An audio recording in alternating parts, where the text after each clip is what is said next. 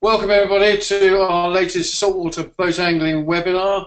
Today we're going to talk about kayak fishing, and with me is Kyle Waterhouse, who's a contributor to the magazine and a very experienced kayak angler. And Lance Godefroy from Navionics is with us too, and thanks to Navionics for allowing us to do this. This is really an introduction to kayaking. I'm a beginner, I've never been kayaking before, so I really want to find out a little bit more about what you need, how you need to go about it, and obviously some of the crucial safety aspects of kayaking. So let me hand over to Kyle, who's going to lead the presentation. Off you go, Kyle. Hi guys. Okay, so I've just put together an agenda. As Tim said, we could probably do a webinar for every single one of these categories on the agenda. But what we're going to try and do is sort of run through it as a general overview, and then I'll speak to Tim. We might look to doing a few more of these in the future, a bit more in depth to certain aspects that people are interested in.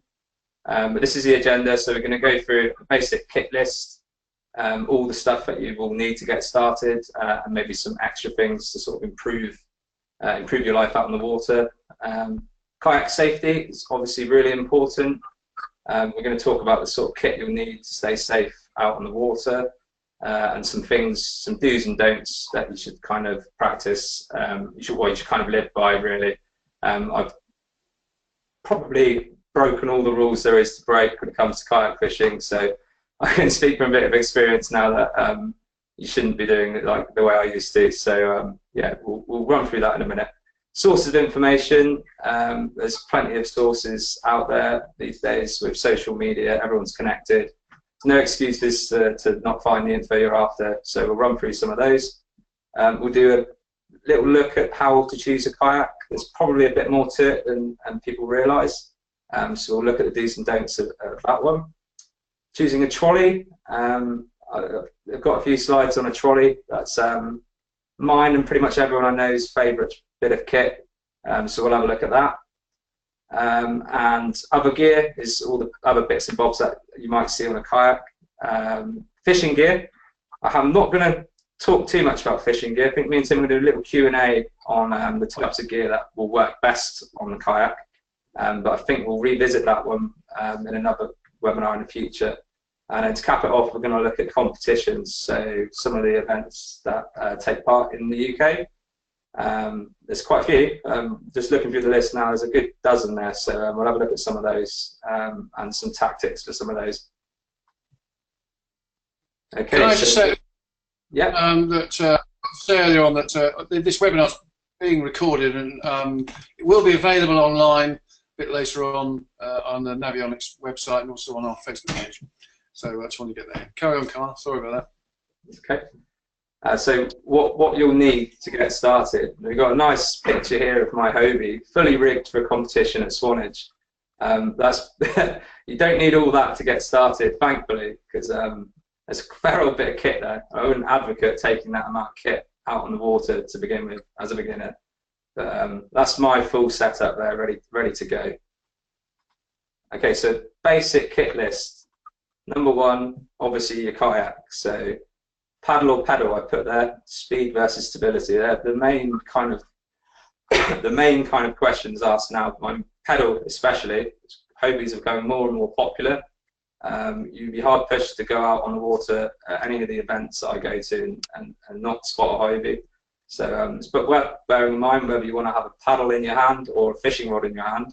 In my case, it's a fishing rod, but obviously lots of people prefer paddles. So there's a debate in itself.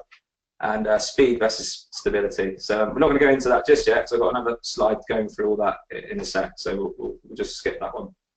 Paddle, choosing a correct size, very important. I think most paddles for sea kayaks are between about 210 and 240 centimetres, so finding one that fits your height and your kayak is quite important. So that's worth bearing in mind. And I mean, the best way to do that is to look at size guiding online. There's quite a few available, or visit your local canoeing or kayaking shop. They'll usually give you the advice you need. Excuse me. Trolley, probably quite an overlooked bit of kit, but moving your kayak from the car to the water is obviously very important. When it's fully loaded with kit, it can become very heavy and can be quite difficult. So choosing the right one will save you a lot of hassle in the long run. Safety kit. We've got a slide on safety, a couple of slides on safety coming up, but this, I really need to drill this home. This is really important. So PFD, your flotation device, what keeps you afloat if you're going to fall into the water. So that's obviously the jacket that you put over the top of yourself. We'll show you that in a minute. A means of calling for help, so a VHF or a phone. And there's some other accessories like a knife and a whistle. And that's very important to have on you in case you end up in the water, tangled up in some line, or you need to call for help. You need to have the right kit to do that. Okay, so clothing, broken that down into a few categories. This is examples of the kit that I use. So on top, a jacket you're going to need is a waterproof jacket. So specific kayaking jackets, plenty out there. They've got either rubberized or latex seals around the wrist and the neck. Stops the water getting in, stops the wind from getting on you. Really important. Don't always have to wear waterproofs. Go out in shorts and t-shirts sometimes if it's really nice weather.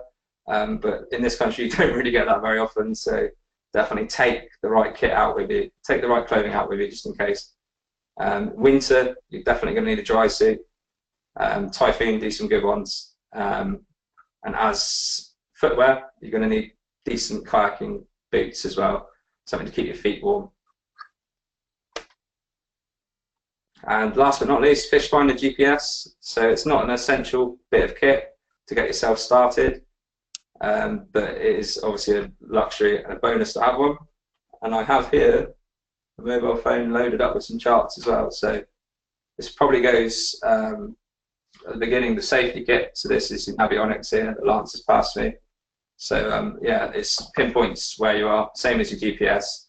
So it's obviously very useful to have if you're out on the water. Can I just say in here, we'll probably go into marine electronics for kayaks and others in another webinar. So we're not going to really cover that in this one, are we, Carl? We'll deal with that. No, not so much. No. We've got more than enough to get through. Okay. Yeah, I think we'll dedicate another one to that. So kayak safety. So this is the PFD I was talking about, so the buoyancy aid. If you fall into the water, you're going to want to stay on top of the water, not underneath the water. So that's essentially what the PFD does, which is this thing here. Most people are going to know what that is already, but yeah, making sure you're actually wearing it when you go out into the water is really important. As I've found a few times, I've fallen in plenty of times, so I can justify the need to wear one. It's nice to know you can climb back onto your kayak, you're not going to sink under the water. So yeah, number one thing is always going to be your PFD.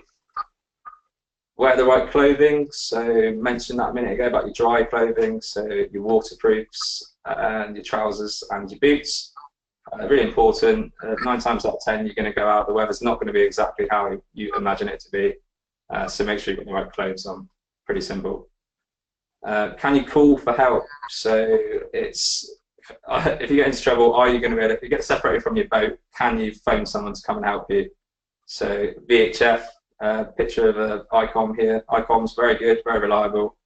That's what I carry, and lots of other guys carry those as well. Or just a mobile phone in a dry bag, in your pocket, not in your boat. So if you get separated from your boat, you need something on you. So having it inside your hull in a Tupperware tub isn't really much good. So yeah, having something strapped to you that you can call for assistance is very important. More important, I would probably say, is not getting into that situation in the first place. So the way to do that is to plan your trip. So look at the tides and the weather. There's lots of places around here. I'm just thinking, sat quite close to one right now near Devil's Point. There's a real, in Plymouth, big tide rip there. You wouldn't really want to be going through there at low tide or at a spring tide. So it's little things like that. Lots of headlands, real strong tide rips, which you want to avoid. It's knowing where they are. So if you're going somewhere new, seek some local knowledge. So I can think of quite a few places where I've been caught out a few times because I've not sought local knowledge and have just gone out and done my thing, and yeah, found it's been a little bit tricky. So it's, yeah, definitely if you're going somewhere new, speak to somebody who's fished it before, and work out where to avoid. Practice self-rescue. Now, I do this quite a bit. Done it on pretty much every new kayak I've owned. Can you get back into it if you fall off? So, how easy is it to get back into a kayak? Pretty easy, to be honest. Yeah, it's not too difficult. There's a bit of a technique to it. So I've been a free diver and spear fisherman, so getting on and off the kayak is quite easy for me. But when you're in all your gear, it can be a bit harder with a PFD. It's a lot easier than just a wetsuit when you're spear fishing, but with all your gear, it can be a little bit tricky. So definitely practice it. There's a technique to it, and you don't want, if your boat's upside down, you need to flip your boat over. So there's a technique to it.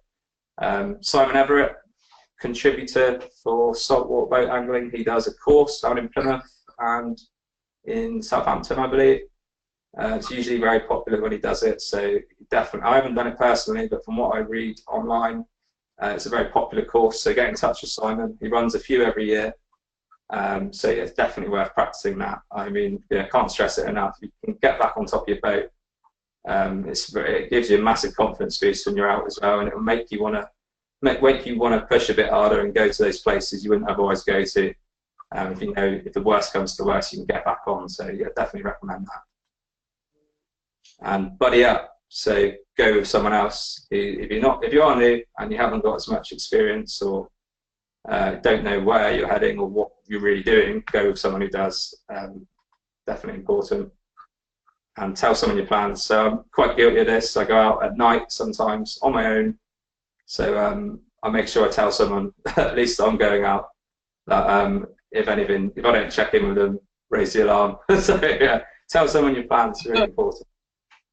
So, the RNLI have got stuff about kayak safety on their website as well, haven't they? I believe, is that right? Sorry.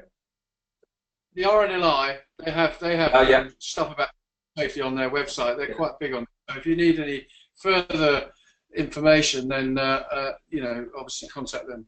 Yeah, well, that leads on very nicely to the next slide. So as Tim said, there's lots of different sources of this information online. So the RNLI is one of them. Not actually in my list, so yeah, well done for spotting that one. So where to look for help. So say you've bought everything on that kit list and you want to get out now, but you're still a little bit unsure. There's plenty of places to look for help. Obviously, Saltwater Boat Angling is going to be at the top. So there's 3 of us that write regularly for the mag. I think we cover between us pretty much everything you're going to need to know about saltwater kayak fishing. But on top of that, there's plenty of online blogs. Cornish Kayak Angler, good friend of mine, Liam Fazy, he runs that one. Blogs about virtually anything and everything. And if there's something he hasn't blogged about, it's probably not worth knowing. So yeah, definitely check that one out. There's a few more as well. I mean, Dizzy Fish, he runs one as well. It's a good one. Facebook groups, Anglers Afloat is a very, very good group. Lots and lots of kayakers in there. About 2,000 kayakers last time I checked in that one. So that's probably the majority of the country, I would say. And your local groups, so I've got an image in the background there, the South Wales Kayak Anglers, very good bunch of people, but there's also lots of other local groups. So yeah, if you're going to start kayaking in your local area, get in touch with some locals. They might want to go out with you, so yeah, it's a good way of making new friends as well. Forums, I don't really, not a forum person myself, but I know others are. So Anglers Afloat is the main big one, and that's still a good source of information as well for the competition dates, kit reviews, that type of thing. So yeah, check out that. And YouTube, don't forget YouTube. This is where this video is going to end up, I think, and it's the wealth of information on YouTube. Lots of guys doing fishing on there, so yeah, check YouTube out. And the bottom of us, the experts, I guess kind of relates to everything the above. I don't know if we're experts, but we've been doing it long enough to probably know most of the issues that arise. So yeah, just drop one of us an email or something, and we'll give you some advice. It's no issues. Very important, always. When it comes to starting something new, ask the experts always. Which is why I'm here. Don't know about that, but Okay, so choosing a kayak. Yeah, so I've got a big picture here of Hobie kayaks lined up. So it's not the not the most dynamic image to demonstrate this, but yeah, it seems we all chose the same kayak here. There's a few. There's probably a bit more to. When I did this, I think there's probably a bit more to choosing a kayak than I actually realised. I'm probably quite biased in the kayaks that I choose, looking for long, sleek, fast ocean kayaks. But if you're not planning to go straight out to sea, then you could probably get away with slightly wider, more stable or smaller kayaks. So there's a bit to think about. Number one driving factor is usually budget, how much you have to spend or how much you want to spend. I mean, you can do any search online these days on auction sites and you'll see tons and tons of cheap entry kayaks. 200-300 quid kayaks, generally not the ones to go for, so I'd probably avoid those. Probably quite low quality, produced in China. Generally quite small kayaks normally, and you just know the quality's not going to be there at that price. So as a minimum, I would say look to spend around 500 quid for a kayak, maybe upwards, up to about £1,000 just for the kayak if you're going to get a decent one. Or look second-hand or new. I mean, yeah. Where are you planning to paddle and fish? So, I mean, I touched on that a minute ago. If you're planning to go straight out offshore, like my little brother's doing in this picture here, you'd probably want a kayak like that. So nice, sleek, long kayak. So something around sort of 13-foot minimum, I would say, going right up to sort of 16 foot. That's what you want to be looking for. They come at different. They come at different widths, don't they? You can get. They do, yeah. I mean, they come at different widths, Tim, yeah, and the width will be directly contributable to the stability of the kayak. So generally, a short, wide kayak is going to be pretty stable. You're going to be unlikely to tip it. It's not going to be the fastest boat, so you're going to compromise speed with stability usually. There are a few boats that break that rule, but generally, yeah, the general rule of thumb is that the longer and sleeker a kayak is, it's going to be a little bit less tippy. And that's been the case for all the long kayaks that I've owned. They've been a little bit more tippy than, say, a wider kayak. So worth bearing in mind. If you're quite new to it, I would probably test a few out first if you can. If you've got friends that own a kayak, try and get out on the water with them and have a little go in one of their boats. See if you like it, see if you get on with it. I'm sure most people wouldn't mind, so it's definitely worth bearing in mind. What size kayak can you store and transport? This is probably overlooked sometimes. I didn't even measure my garage before I bought my kayak, and it only just fits, so it's definitely worth considering this. And the same as if what vehicle you have. So if you drive a big Sprinter van or a transporter or something like that, can you get it on the roof? A few of my friends have various ways of doing this, like hydraulic systems and all sorts, to get their kayak on the roof. So that's quite a biggie. It's weigh quite a bit. In terms of lifting a kayak up onto the top of a van, it must be. They must be, yes. You know, quite heavy. The guys do it on their own. They prop it up on the back and slide it up. Right. Two-man job, really. I would say I prefer to do it with two. It's easier to put it on a car, that's for sure. But yeah, body weight. Most kayaks will handle up to about 200 kilos, surprisingly. So it's unless you're a super heavyweight, I don't think body weight's the biggest concern when choosing a kayak. Though, if you're a heavy guy, then you probably would look for something that's going to hold your weight. So check the ratings on the boats, and if you're leaning over to the side, that type of thing, you want to know the kayak's not going to tip over. So, what style and paddling ability? So yeah, that's basically caps off everything I've said, really. Okay, choosing a trolley. So this is generally quite overlooked, I think, but it's one of the biggest questions I see on the forums is, what trolley should I go for? There's a few out there, some better than others, some work in different ways, some go up through, use poles to go up through the scupper holes. We don't really recommend those. They can damage the scupper holes, and they generally don't break down as nice, they're a bit heavier. The one that I and pretty much everyone I know uses is this one here, the Sea Tug. Really popular, comes in two variants. So you have on the left the sand tracks wheel, which is essentially like a caterpillar track style wheel. So it will run flat over sand. It will flatten down over soft surface, so it spreads the weight of the boat.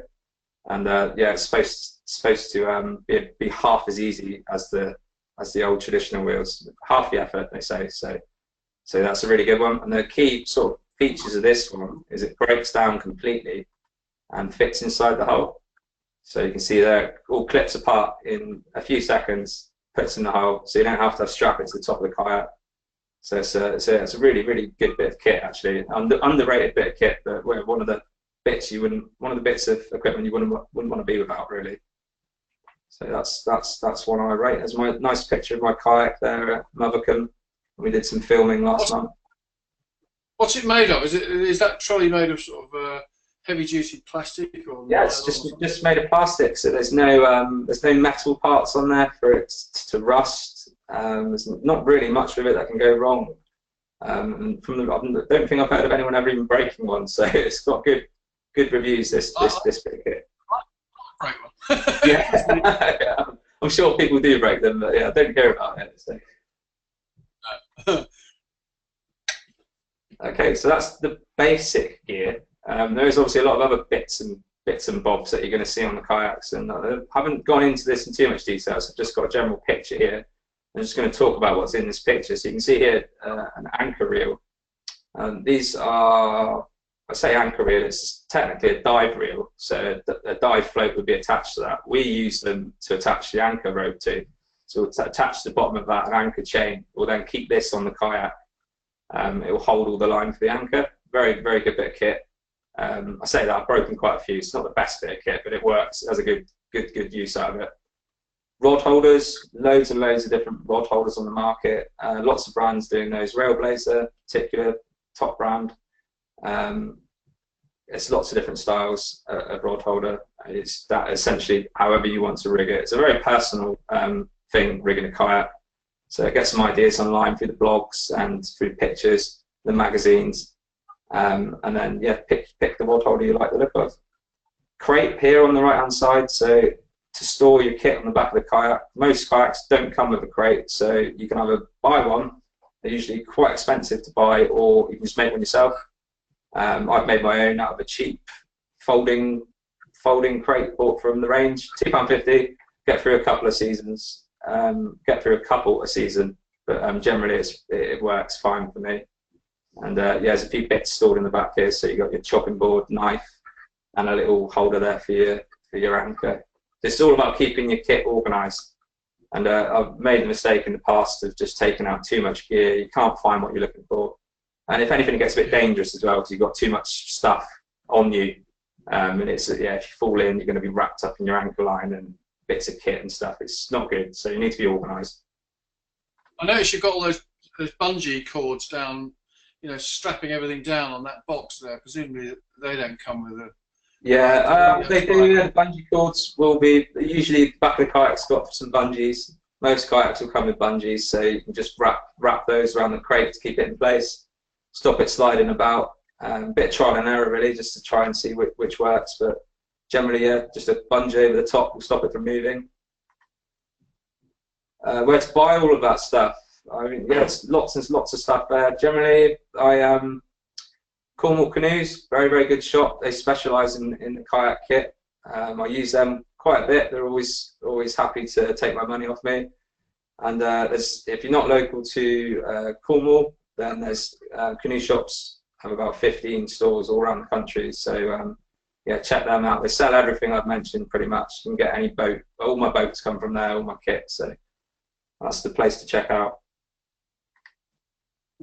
Okay, fishing gear. This is a webinar in itself, really. So I'm going to be purposely quite vague on the fishing gear.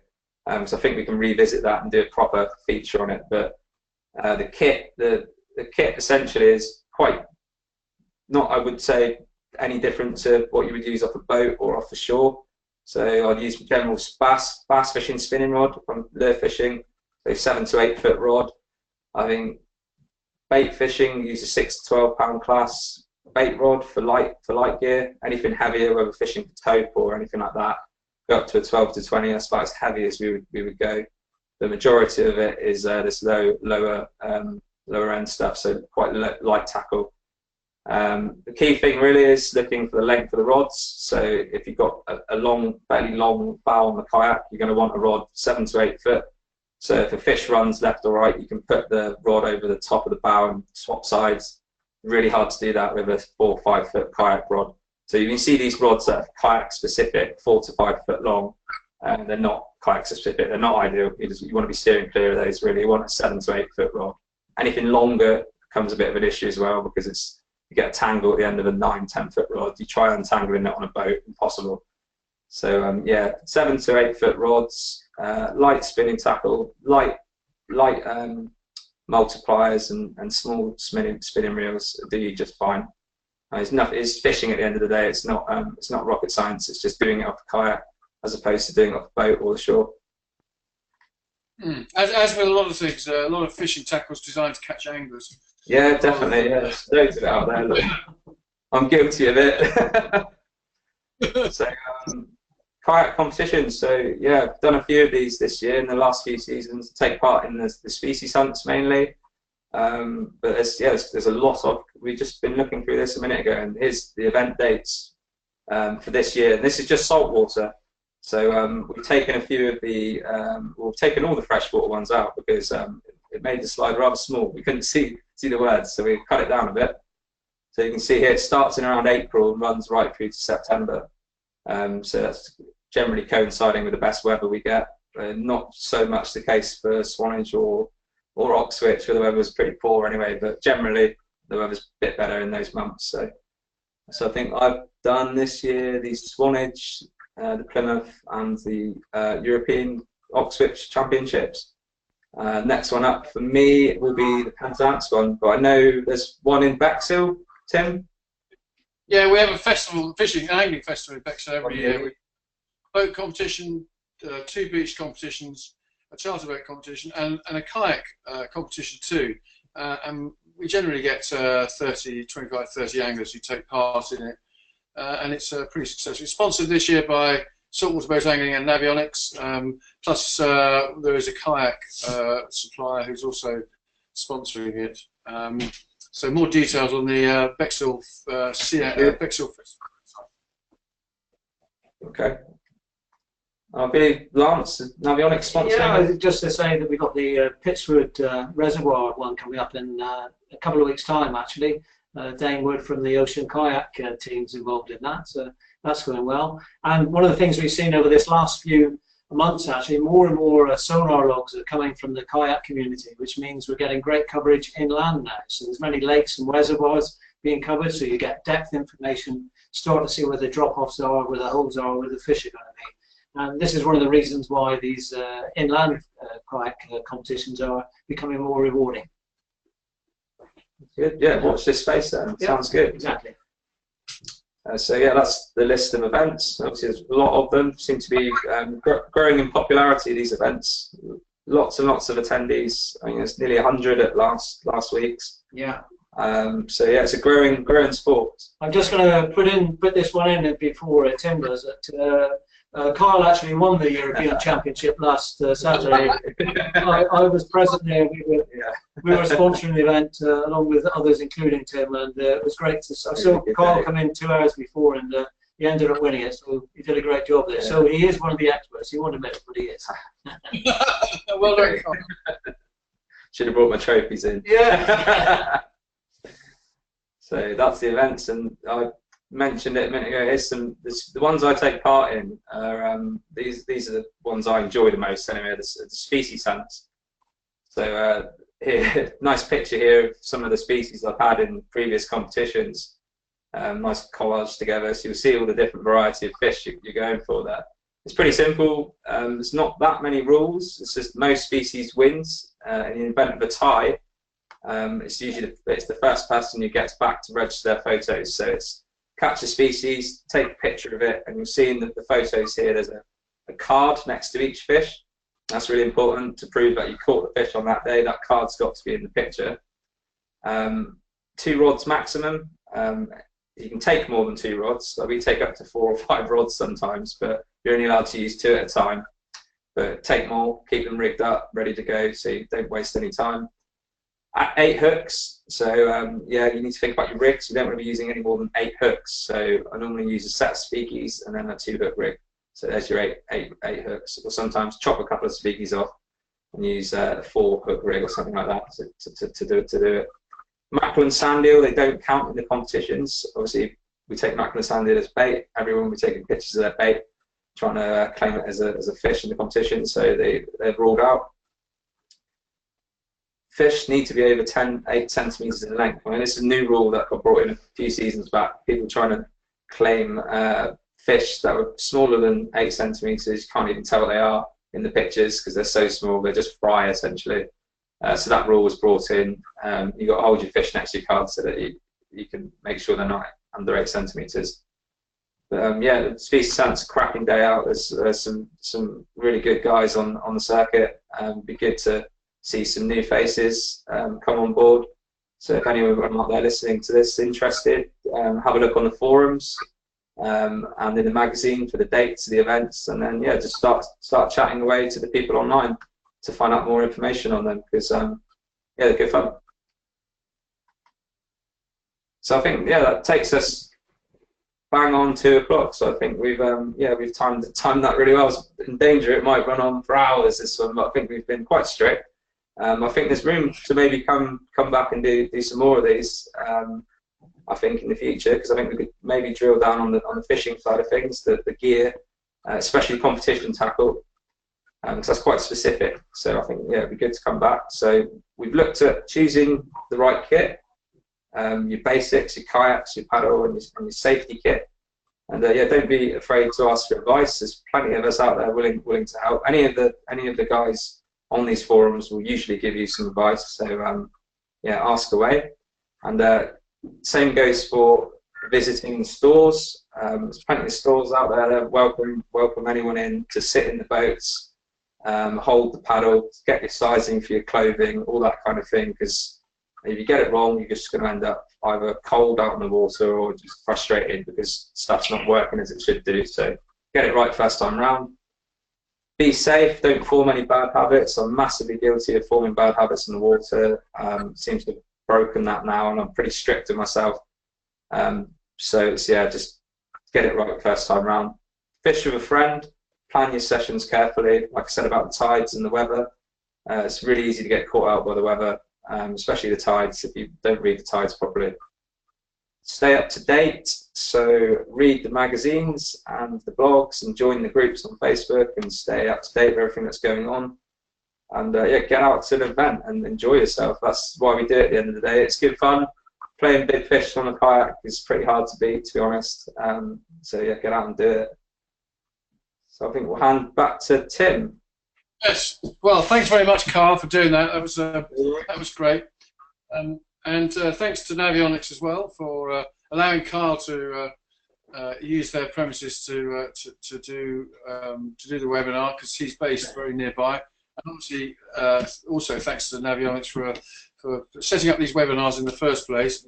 They will be available as on YouTube, on our website, on Navionics' website, as an independent video that you can watch again at your leisure. We will come back to this subject in future webinars, particularly in terms of gear and tackle, and maybe Carla would have won a few more competitions by then as well. So. And just to say that Saltwater Boat Angling is going to be available as a digital download from the September issue, and you'll be able to look at it on your tablet and your iPhone or other smartphone or your computer, as well as obviously having a printed copy, which is great fun. So thanks very much for coming to this webinar. Hope you enjoyed it, and maybe see you again next time. Thank you.